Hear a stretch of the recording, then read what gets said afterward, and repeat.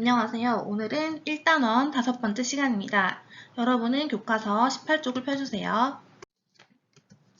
오늘은 교과서 18, 19쪽 전류가 흐르는 전선 주위에서 나침반 바늘은 어떻게 될까요에 대해서 공부해 보겠습니다. 오늘은 전기의 신기한 특징을 공부하겠습니다. 전기가 자석으로 변신한다는 것입니다. 이 놀라운 발견 덕분에 우리는 전기를 이용해서 많은 일들을 할 수 있게 되었습니다. 거중기도 만들고 고속열차도 만들고 발전소도 돌릴 수 있게 된 것입니다.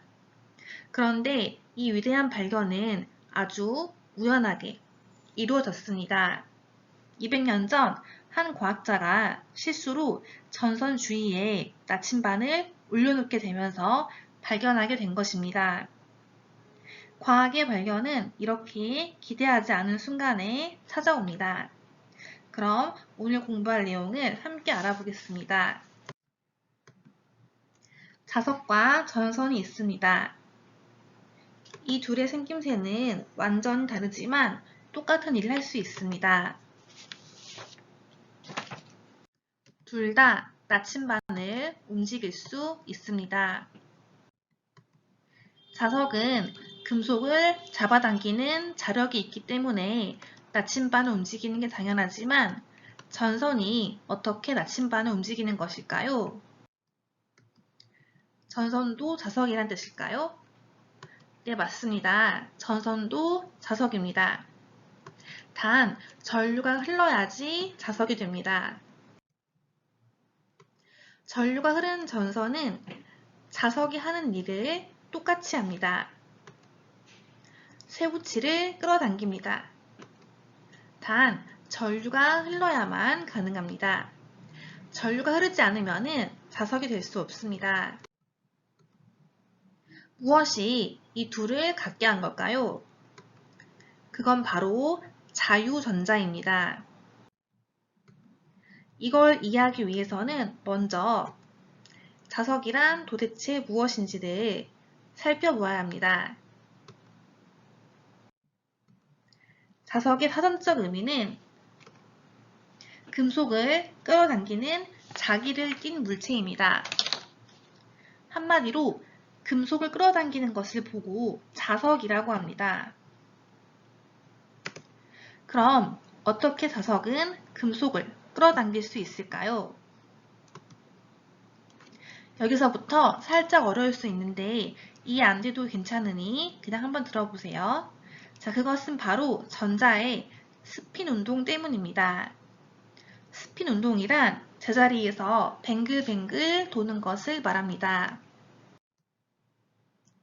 지구가 태양 주위를 공전하면서 제자리에서 뱅글뱅글 자전하듯이 전자도 지구처럼 원자핵 주위를 공전하면서 제자리에서 뱅글뱅글 도는 자전운동, 즉 스핀 운동을 합니다. 전자가 제자리에서 뱅글뱅글 돌 때 회전의 중심축에 물체를 빨아들이는 힘, 즉 자력이 발생합니다. 그림을 보세요. 전자가 제자리에서 뱅글뱅글 도는 모습이 꼭 지구가 자전하는 모습과 똑같습니다. 자, 그럴 경우 지구의 북극에서 남극 방향으로 자력이 만들어지듯이 전자도 똑같이 자력이 만들어집니다. 회오리 바람을 생각해 보면은 이해가 쉬울 것 같습니다. 바람이 뱅글뱅글 도는 게 회오리 바람이죠? 그럴 경우 주위의 물건들이 중심으로 빨려 들어가는 힘이 생기는 것과 비슷합니다. 자, 그러므로 모든 원자는 하나의 작은 자석이 됩니다. 자, 그렇다면은 여기에서 중요한 의문이 생깁니다. 모든 물질은 원자로 이루어져 있고 또 원자에는 모두 전자가 있으니 모든 물질은 모두 자석이 될 수 있을까요? 정답은 아닙니다. 일반적으로 전자들의 스핀 운동은 자유롭게 여러 방향을 향하고 있습니다. 그렇기 때문에 각 전자가 갖는 자력은 서로 상쇄되어서 사라집니다. 그래서 모든 물질이 자석이 되는 것이 아닙니다. 자, 그런데 여기에 자석을 가져가게 되면 이렇게 금속에 있던 자유전자들은 원자핵의 구속이 약해져서 쉽게 한 방향으로 정렬하게 됩니다. 종이나 플라스틱에는 자유전자들이 없고 전자들이 원자핵에 묶여 있어서 이 그림처럼 방향을 쉽게 바꾸지 못하기 때문에 자석을 갖다 대도 전자들의 스핀 방향이 바뀌지 않는데 그에 반해서 금속에 있는 전자들은 자유로운 자유전자여서 자석이 가까이 오면 힘에 이끌려서 운동 방향이 쉽게 바뀌어 버립니다. 그렇게 운동 방향이 바뀌게 되면 모든 전자들의 자력이 함께 뭉치게 돼서 물체를 끌어당기는 강한 힘이 생기게 됩니다. 그래서 이 금속이 자석의 성질을 띠게 되면서 다시 자석을 잡아당기는 것입니다. 즉, 금속에 자석을 갖다 대면 그 금속도 자석이 되는 것입니다. 금속이 자석으로 변신하는 거죠.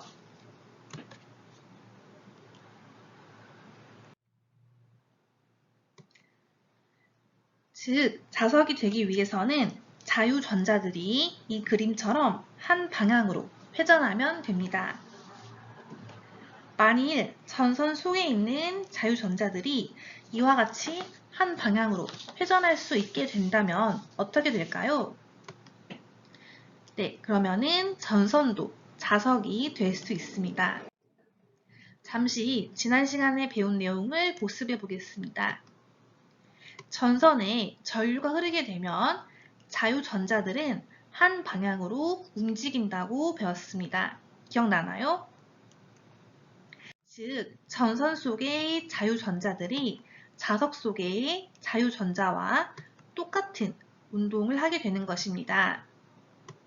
그러므로 전선은 자석이 됩니다. 단, 금속은 다른 자석에 의해서 자유전자의 운동 방향이 바뀌어서 자석이 되지만 전선은 전류가 흐르면 운동 방향이 바뀌면서 자석이 된다는 것에 차이가 있습니다. 즉, 오늘은 전류가 흐르는 전선 주위에 자석의 성질이 나타나는 현상을 공부해 보겠습니다. 오늘 배울 내용을 영상으로 시청해 보겠습니다. 전류가 흐르는 전선 주위에서 나타나는 현상을 알아보아라. 막대 자석의 N극이에요. N극을 가까이 가져가면 서로 밀어내죠. 자, 이번에는요, 이 N극에 S극을 가까이 가져가면 서로 끌어당깁니다. 이렇게 자석은요, 같은 극끼리는 밀어내고 다른 극끼리는 끌어당기는 성질이 있다라는 것 우리 친구들 너무나 잘 알고 있죠. 그럼 이번에는요, 이 막대 자석을 나침반에 가까이 가져가면 어떤 현상을 관찰할 수 있을까요? 나침반에 막대 자석의 S극을 가까이 가져갔더니 나침반 바늘이 움직였어요. 나침반 바늘의 빨간색 부분이 S극을 향하고 있는데요. 그럼 이번에는요, 이 막대 자석의 N극을 가까이 가져갔더니 어떤가요? 나침반 바늘의 방향이 바뀌었어요. 이 나침반 바늘의 빨간색 부분이 이번에는 이 방향을 향하고 있는데요. 왜 이런 현상이 나타나는 것일까요? 바로 나침반도 자석이 있기 때문이죠. 우리 펭수가 힌트를 주고 있는데요. 이 나침반 바늘 중에서 빨간색이 N극, 파란색 또는 색깔이 없는 부분이 S극이에요. 그러니까 이 나침반의 S극과 이 막대 자석의 N극은 서로 끌어당기게 되고 반대로 나침반의 N극과 이 막대 자석의 N극은 서로 밀어내게 되는 거죠. 그럼 이번에는요, 이 막대 자석 대신에 전류가 흐르는 전선을 나침반 주위에 두면 어떤 현상이 일어날까요? 바로 이렇게요. 자, 스위치를 누르면요, 이제 이 전기 회로에 전류가 흐르는데요. 그때 이 나침반에서는 어떤 현상이 나타날까요? 바늘이 움직이지 않을까요? 아니면 막대 자석을 가까이 했을 때처럼 바늘이 움직일까요? 만약 움직인다면 이 주위에 자석의 성질이 나타난다라고도 볼 수 있지 않을까요? 실험을 통해 그 결과를 확인해 보자고요. 전선 피복 제거기로 양 끝에 피복을 2cm 정도 벗겨낸 전선, 전지, 스위치 등을 짙게 달린 전선에 연결하여 전기회로를 만들어요. 전기회로의 전선을 나침반 위에 놓고 전선과 나침반 바늘이 나란히 되도록 전선의 위치를 조정해요. 스위치를 닫으면서 나침반 바늘의 움직임을 관찰해 볼까요? 스위치를 열었을 때는 움직이지 않던 나침반 바늘이 스위치를 닫으니 움직여요. 그럼 전류의 방향을 바꾸면 나침반 바늘은 어떻게 움직일까요? 전지의 극을 반대로 연결하여 전기회로의 스위치를 닫고 나침반 바늘의 움직임을 관찰해 보아요. 스위치를 닫으니 역시 나침반 바늘이 움직이는데요. 나침반 바늘의 방향을 잘 보면 전지의 방향을 바꾸기 전과 나침반 바늘의 방향이 반대로 움직였네요. 전선 주위에서 나침반 바늘이 어떻게 움직이는지 관찰한 것 정리해 보도록 할게요. 나침반 위에 전선을 나란히 올려두고 스위치를 닫았는데요. 전류는 플러스 극에서 마이너스 극 이 방향으로 흐릅니다. 자, 그때 나침반 바늘을 관찰해 보았더니요. 바로 나침반 바늘이 이렇게 움직이는 것을 관찰할 수 있었죠. 자, 뭔가 전류가 영향을 미친 것 같은데요. 더 확실하게 하기 위해서요. 이번에는 전지의 극을 반대로 했습니다. 그렇게 되면 전류가 흐르는 방향도 바뀌겠죠. 플러스 극에서 마이너스 극 이 방향으로 흐르고 있는데요. 그랬을 때 나침반 바늘이 움직이는 방향을 관찰해 보았더니요. 아까는 이 방향이었는데 이번에는 이 방향으로 방향이 바뀌게 되었습니다. 전류가 영향을 준 것이 맞네요. 자, 이를 통해 알게 된 첫 번째 사실은요. 전선에 흐르는 전류가 나침반 바늘에 영향을 주었기 때문에 바늘이 움직였다. 어떤 영향을 주었다? 바로 전선 주위에 자석의 성질이 나타났기 때문에 나침반 바늘이 움직인다라는 사실, 실험을 통해 알게 되었습니다. 전류가 흐르는 전선 주위에서 나침반 바늘은 움직이는군요. 자석의 성질이 나타난다라는 걸 확인할 수 있었는데요. 막대 자석은 늘 자석의 성질을 가지고 있지만 전선은 전류가 흐를 때만 그 주위에 자석의 성질이 나타난다라는 점은 달랐어요. 자, 그런데 더 신기한 것은요. 바로 이 나침반 바늘을 더 크게 움직이는 방법도 있다는 거예요. 자, 그 첫 번째 방법은요. 전선을 나침반 바늘과 나란히 하고 나침반 위에 최대한 가까이 놓는 방법이에요. 두 번째 방법은요. 전지를 여러 개 연결하는데요. 이때 직렬 연결해야 할까요? 병렬 연결해야 할까요? 그림에 힌트가 있는데요. 플러스, 마이너스 다른 극끼리 연결했잖아요. 바로 직렬 연결해야 합니다. 우리 전지의 연결 방법에 따라서 전구의 밝기가 달라지는 실험 지난 시간에 해보았는데요. 이 전지를 직렬로 연결하면 전압이 커져서 전류가 세게 흘러 전구의 밝기가 더 밝았잖아요. 그와 마찬가지의 원리로 이렇게 전지 여러 개를 직렬 연결하면 전류가 더 세게 흘러서 나침반 바늘이 더 크게 움직이는 것을 확인할 수 있습니다. 우리 친구들도요. 준비물이 있다면 한번 해보고 꼭 확인해 보세요. 오늘의 첫 번째 꼭 기억해는 탐구를 통해 알게 된 사실을 한 문장으로 정리해 볼게요. 전류가 흐르는 전선 주위에서는요, 나침반 바늘이 움직입니다. 왜? 이 전류가 흐르는 전선 주위에는 자석의 성질이 나타나기 때문이라는 것. 기억해. 이거 꼭 기억하세요.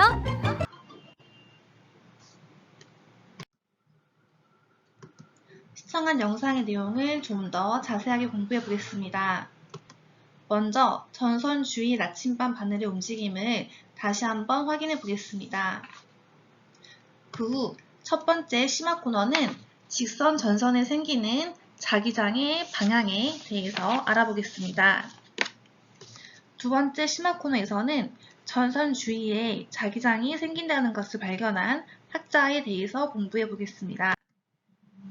첫 번째, 전선 주위의 나침반 바늘의 움직임. 전선 주위에서 나침반 바늘이 움직이는 모습을 정리해 보겠습니다. 전류가 흐를 경우 나침반 바늘이 움직입니다. 그 이유는 무엇일까요? 전류가 흐르는 전선 주위에 자석의 성질이 나타났기 때문입니다. 전류의 방향을 바꾸면 나침반 바늘이 움직이는 방향도 바뀝니다. 그림처럼 전류가 아래에서 위로 흐를 때, 즉 왼쪽 그림처럼 전류가 아래에서 위로 흐를 때는 나침반의 N극이 빨간 부분이 왼쪽으로 움직였는데 오른쪽 그림에서는 전류가 위에서 아래로 흐르고 전류의 방향이 바뀌니 나침반의 N극의 방향도 오른쪽으로 바뀌었습니다. 이러한 현상은 왜 일어날까요? 바로 자기장의 방향이 바뀌었기 때문입니다. 그렇다면 나침반 바늘을 더 크게 움직이게 하려면 어떻게 하면 될까요? 전선을 나침반 바늘과 나란히 하고 최대한 가까이에 놓으면 됩니다. 자, 그리고 전지 여러 개를 직렬로 연결하면 됩니다. 두 번째 심화학습, 직선 전선에 생기는 자기장의 방향에 대해서 공부해 보겠습니다. 심화학습입니다. 직선 전선에 생기는 자기장의 방향을 알아보겠습니다. 전류의 방향에 따라서 자기장의 방향은 일정하게 정해집니다. 이것을 오른손의 법칙이라고 합니다. 오른손 엄지손가락을 전류의 방향으로 향하게 합니다. 자, 그림을 보니 전류가 아래에서 위로 향하는 것을 알 수 있습니다. 자, 그래서 엄지손가락을 위로 향하게 세웁니다. 그런 뒤에 네 손가락으로 전선을 감아줍니다. 즉, 네 손가락으로 엄지손가락을 감아주었을 때 네 손가락이 감싸는 방향이 나침반 N극이 가리키는 방향이 됩니다. 자, 이렇게 해서 전선을 중심으로 둥근 원이 생기는데 이때 전선의 뒷면에는 화살표가 가리키는 것처럼 왼쪽으로 자기장의 방향이 생기기 때문에 나침반을 전선 뒤에 두면은 N극이 왼쪽으로 향하게 된다는 것을 알 수 있습니다. 자, 그렇다면 만약에 나침반을 이 초록색 전선 위에 올려두면은 방향이 어떻게 될까요? 네, 엄지손가락을 위로 했을 때 나머지 네 손가락이 전선의 아래에 있을 때는 왼쪽을 향하기 때문에 이 그림처럼 빨간색 나침반 N극이 왼쪽으로 가 있지만은 만약에 전선의 위에 있다면은 즉 엄지손가락의 위쪽에서 본다면은 나머지 네 손가락은 엄지손가락의 오른쪽 방향을 향하고 있기 때문에 빨간색 나침반 N극은 오른쪽으로 방향이 바뀌어야 합니다. 자, 지금 약간 이해가 안 갈 수도 있는데 지금 이해가 안 간 친구들은 학교에서 좀 더 자세하게 설명해 주겠습니다.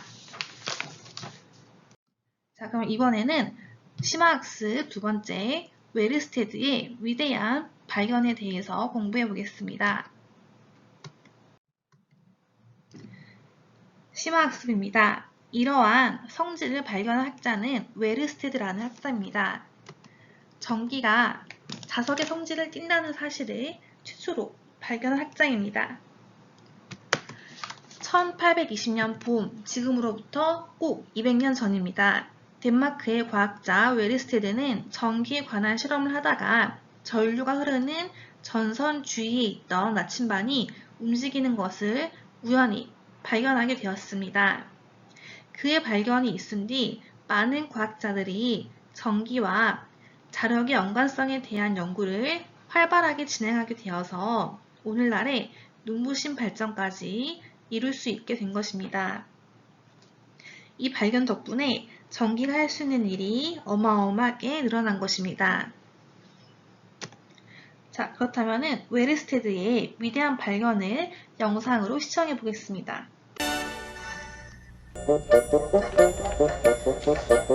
아유 가만 이거 이박 싸고 이거 약속이 있는데 이거 시간이 들어서 어떡하지? 몇 시야 이거? 시계가 그렇지 근데 집에서 시계를 가져왔지? 몇 시냐? 아니 이게 뭐야? 시계를 가져오더니 나침반 가져왔잖아. 아이고 내가 요새 왜 이러는 거야? 이거 정신머리 없고 이거 참나 이거 아이고 어쩌면 좋아. 약속 시간을 지켜야 되는데 가만 이게 뭐야? 아니 움직이네 나침반이. 이게 어떻게 된 거야? 가만. 그렇다면 이 전류의 극을 좀 바꿔볼까? 그렇지. 어디 한번. 이렇게 하고 이쪽으로 놓고 반대로 이렇게 놓은 상태에서는 이제 반대로 도네. 가만. 그래, 바로 이거야.